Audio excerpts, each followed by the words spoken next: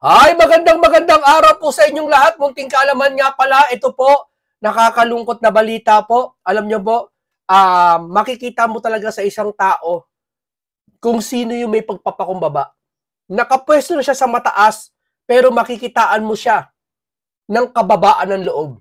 Hindi po, ako naiiyak ako sa nangyayari ngayon. Dahil naawa ako kay Senator Dante Marcoleta. Kung alam mo, kung mapatitignan mo off-cam, parang binubuli nila eh. Hindi na siguro pumapalag sa salita, hindi sila makaobra. Sa debate, hindi sila makaobra. Pero yung katawan sa physical, sa paligsahan, wala nang babat-bat si Senator Marcoleta eh, 72 na eh. Matanda na eh, kumpara sa mga sa kanila, bata pa, 50 mahigit lang o magsi-60 pa lang. Opo, may mga nagkukwento po sa akin, off-cam. Para bang, alam nyo na, hindi ko naman sabihin, pero may mga taong kung biruin siya, parang nakakabastos. Opo, bagaman nagbibiro ito, pero hindi sapat yung sukli eh. Nakakaiyak po dahil ito po, nakita mo, isang tao na nagpakumbaba sa'yo. Sige nga, may ganito ba sa senador? Ikaw, sa tagal nyo nabubuhay sa mga politiko, may ganito ba? Hindi ka bawasan ng pagkalalaki to. Humingi ng tawad. Alam po natin itong nakaraan, kagahapon lang po, nag-hearing, biniro po ni Senator Marcoleta si Jinggoy. Although yung biro na yon ay hindi masyadong maganda, ay hindi maganda talaga. Pero, tinanggap naman ni Marcoleta sa kanyang sarili na, siguro mali siya, kaya nga siya naghingi ng tawad eh. Pero, pagkatapos nun, ilang oras lang, sinibak na siya sa pagiging Blue Ribbon. Nakakalungkot lang, kasi, yung tong taong ito minsan lang dumating sa atin na tayo ipagtanggol ng mga Pilipino. Opo, minsan lang tayo makakita ng isang politiko na ipinaglalaban tayo, kinulong pa nila sa dahig. Ngayon may sumulpot na naman na isang Pilipino na handang ipaglaban tayo kahit hindi tayo binoto, kahit hindi natin siya hindi binoto ng iba, kasi ako binoto ko yan eh. Pero ipinaglalaban tayo, pero tinanggal na naman nila ulit. Di ba? Imagine, sila tingnan mo yung bukang bibig nila, mahuhuli mo sila sa mga termino nilang binibitawan. Ano ibig sabihin? Subukan mo silang tanungin. Example, itong si Marcoleta. Meron ba sila neto? Lagi nilang banggit ha, mga politiko ha. Hindi na, ako, hinalala ko ng taong bayan eh. Yung ibig sabihin nilang hinalal sila ng taong bayan, yung mga bumoto sa kanila. So, ibig sabihin, ang katwiran nila sa sarili nila, wala na silang pakialam sa mga taong hindi bumoto sa kanila, tama? Kasi kung may pakialam sila sa mga tao kahit hindi sila dinala o hindi sila binoto, mas susundin nila yung mas nakakarami yung kagustuhan na nakakarami. Kaso hindi. Ang katwiran nila sa sarili nila, haka ko wala akong pakialam sa mga yan. Ganyan po. Hindi katulad ni Senator Marcoleta, nakita niyo po yung pagmamalasakit niya sa taong bayan. Yung talagang kitang-kita mo siya na puspusan niyang yung flood control, binubuking lahat. Diba? Nag-away na sila ni Kiko, nagkasagutan sila ni Ping Lacson. Dahil niya pitatanggol niya itong flood control, gusto niya imbestigahan niya seryoso. Diba? O ito, panoorin po natin to. Ito. Senador, meron ba? Your Honor, wala po. Sigurado ka? Safe ka na? Sigurado po. I resent that statement, Mr. Chair. Pinupok yung mic eh. Galit eh. Resent that statement. Safe ka na. Safe ka na. Okay. Diba? Safe ka. Alam mo, sa safe na to, pabiro to pero masamang biro naman talaga to. Pero, kung ito lalaliman mo pa, para talaga may alam si Senator Marcoleta eh. Oo. Hindi niya lang hinahaya, gusto niya manggaling sa iba. Kaso nga lang, pinalitan na nga eh. Hindi niya. Kasi ito, para yung biro niya nagkatotoo eh. Oo. Nagparang yung biro niya, parang nangyari, medyo alam na niya, pero ayaw niya lang manggaling sa kanya kasi wala pa siyang pruweba. Pero tinitiyak ko sa inyo, kahit mga Duterte magkasala, tandaan nyo, Si Marcoleta to. Hindi to ibang senador. Tandaan nyo. Eto, walang kikilingan to. Alam nyo naman yan eh. Huwag na nga tayo mag-ikutan dito. Si Marcoleta, hindi lang kanyang religion yung kanyang kinalakihan. Nasana yan na walang kinikilingan. Isipin mo na lang. Napakadisiplina ng taong ito.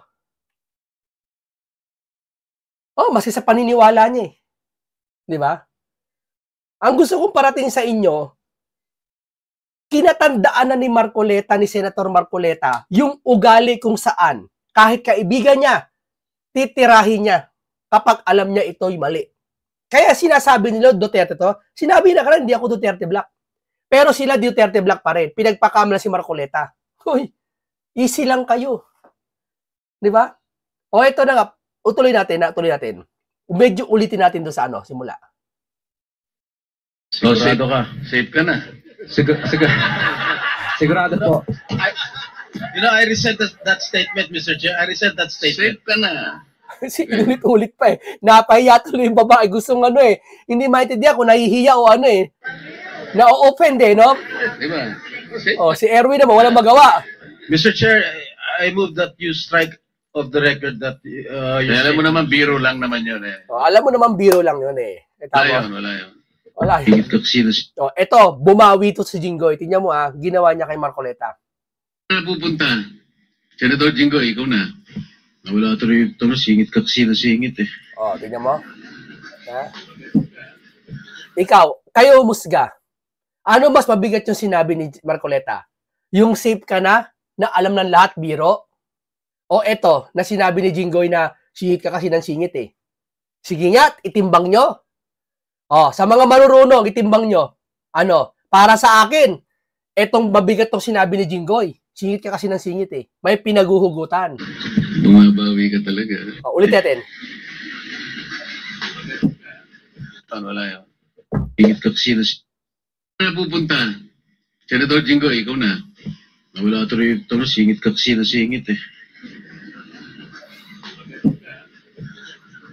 Bumabawi ka talaga. Pero importante yung direksyon niya. Kailangan malaman kanino napunta talaga yung pera. Sige, boss. Bad trip eh. Tanong ko kanina. Bad trip po si Jinggoy. Pero maiba tayo Maraming pumupuna dito. Maski yung broadcaster na gurang na sinasabi ko sa inyo. Pinupuna niya to dahil para daw circus nakakatawa. Oy, sino mas nakakatawa? Yung nakaraan na dati nang silang Senado, wala nangyari? O eto, na nagpapatawa ng literal, pero may nangyayari. Sige nga, hindi porkit sa isang company o sa isang grupo, sa isang meeting, may tumawa, kaya hindi na seryoso ang pinag-uusapan. Kailangan din minsan nyo, binigyan tayo ng bunganga, binigyan tayo ng common sense, binigyan tayo ng pandinig, binigyan tayo ng sense of humor. Ano man makita natin, maamoy natin, maramdaman natin na nakakatawa, matatawa tayo. Tama? Hindi mo mapipigilan yung biro eh. Naintindihan nyo? Si Duterte nagbibiro lagi, mapagbiro yung matanda. Pero ano nangyayari? Ginagampanan naman niya yung trabaho niya. Kesa itong mga to, seryoso kunwari. Seryoso itong mga to, yung mga pinklawan. Seryoso sila. Ang tanong, nagiging mabisa ba sila sa bansa? Hindi. Ang tanong, bakit hindi sila gusto ng tao? Ang yabang ng mga dalawa, ilan dyan? Yabang, nanalo akong representative, nanalo ko, binoto ko ng tao. Binoto ka ng tao. Pero kung tutuusin, yung mga yon, hindi yung mga banggit kung sinong politiko hindi nag-iisip ng normal. Nauuto nila yung mga modern generation. Diba? Yun ang target nila mga modern generation ngayon. Yun ang target nila Ano ba ginagawa nyo? Sabi niya ni Isko Moreno, natatandaan ko, nangampan niya si Isko Moreno sa Maynila. Sa Pilipinas, pagiging presidente, anong sabi niya? Noong 2022. Anong sabi niya? Eto, natatandaan ko kay Isko. Kayong mga mapata pobre. Di ba? Inaapakan nyo kami mahihirap. Sinabi niya, natatandaan ko Binuod ko na lang, yung sabi niya. Ano yung mayayaman? Ito, yung mga pinklawan. Totoo. Oh. Yan. Di ba? Hindi nyo kaya unawa. Ito ba sa Senado may ganito? Ito. Tignan nyo niyakap ni Marcoleta, inakap, ginanon, humihingi ng tawad si Marcoleta. Dumating ang panibagong pagsubok. Unti-unting nagsilapitan ang mga district engineers at mga regional directors ng DPWH at mga chiefs of staff 4 na beses niyang inakap. 3. ng mga mambabatas na nag-aalok Kinuha pa yung ng mga proyektong sinasabi nilang di ba? Patawa talaga no? Nakita nyo? Ulitin natin. Pero district engineers at mga regional directors ng DPWH at mga chiefs of 4 na beses niyang inakap po. Sorry, pasensya ka na. Ikaw naman, pasensya ka na. Parang ganun, di ba? Pasensya ka na, di ba? Hindi na ito maulit. Parang ganun eh. Parang last na niya to kasi nga, di ba? staff ng mga mambabatas. Tawa siya eh. Alam mo, napakasarap sa isang pakiramdam. Yung nagkasala sa'yo, hihingi ng tawad sa'yo. Napakadabis yun. Napakasaya nun, tandaan nyo. Kayo, narunong kayo magalit, di ba? Ang pinakamasarap sa pakiramdam sa lahat at mahirap gawin, patawarin yung nagkasala sa'yo. Tandaan mo yan. Bagaman aral si Marcoleta sa kanyang inaanibang relihiyon na ikaw nagkasala, ikaw humingi ng tawad. Sabi pa nga kung siya nagkasala, ikaw pa rin humingi ng tawad. Yun ang utos Yeah? Tamo, bagaman nagagampanan niya yung ganong gawain. Eto, tanong. May ganito ba ang senador na iba? Wala. Yung matapang na marunong magpakumbaba kung kinakailangan. Wala. Ano nangyari? Bagkus! Nagmamatapang sila kunwari. Ito yung malinaw na nag-alok ng mga ito yung malinaw na kuha buo. Tingnan mo, 1, 2, 3, 4,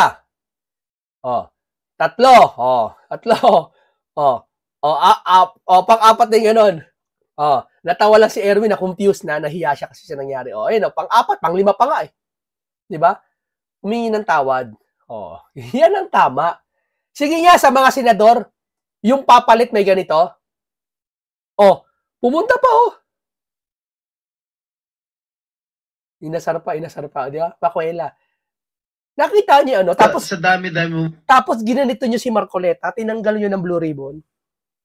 Sasabihin niyo trabaho lang, walang personalan. Pinersonal niyo na nga ngayon. Hindi ba pagiging personal tong ginagawa niyo? Tinanggal niyo sa blue ribbon? Bakit niyo tinanggal? Hindi mabisa? Kung hindi mabisa, bakit yung Diskaya napaamin? Sige nga. Hindi. Kumambyo So, kumambyo si Diskaya. Ibig sabihin, binabawi yata yung testimony niya nakaraan So, ibig sabihin, palpak si Marcoleta. Ganyan naman lagi kayo Di ba? Gusto nyo lagi credit sa inyo. Si Marcoleta, bali wala sa kanya yung credit. Then, ang gusto niyang credit sa taong bayan. Hindi siya namiminuno. Di ba? Ito.